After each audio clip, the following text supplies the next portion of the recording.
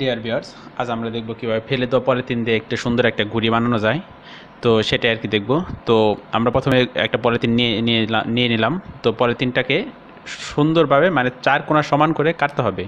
তো কাটার সিস্টেমটা একটু দেখেন কীভাবে মানে কাটলে আর কি জিনিসটা সমান হবে। তো সমান একটা পলিথিন নেওয়ার পরে আমরা এভাবে বাস করব। বাস করার পরে যেটা করব, এটা আমরা কোনো সিজর কিংবা দিয়ে কাটবো না, মানে নাইফ দিয়ে কাটবো না। এটা কাটার জন্য আমরা একটা সুতা ব্যবহার করব। তো সুতা দিয়ে কাটবো, সুতা দিয়ে কাটলে জিনিসটা সমান হবে আর কি।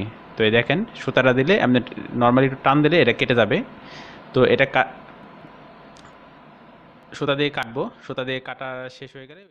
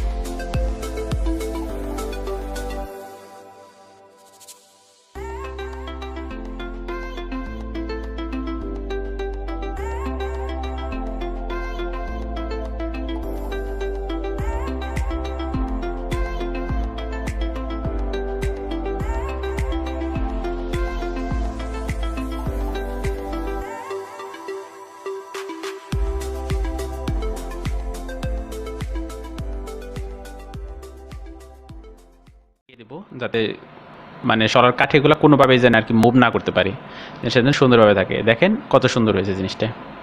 আর ঘুড়ি নর্মালি আপনারা চাইলে বাজার থেকে 50 টাকা বা 20 টাকা দিয়ে কিনতে পারবো, কিন্তু তারপর নিজে একটা বানিয়ে মানে উড়ানোর যে একটা শান্তি, এটা না উড়ানো নিজে না বানানো পর্যন্ত এটা বোঝা যাবে না।